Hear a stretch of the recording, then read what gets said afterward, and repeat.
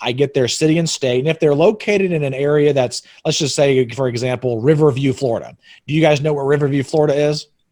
I don't.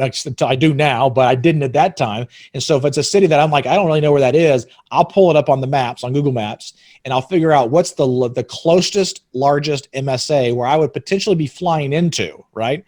And so I put the name of that city, Riverview, Florida, and then I'll put in parentheses the name of that larger market, which is actually Tampa. So I'll put in Tampa. And what that allows me to do is whenever I'm traveling to Tampa, I can now search in my phone Tampa. And all my investors who are located near Tampa, I can now text message them, call them, set up meetings with them, do an investor dinner, and again, have that relationship with them so that they know that I'm actually a person and that I want them to feel like we have that relationship as well. And the more you can create that kind of connection and relationship with your investors, the more confident they're going to be able to invest with you.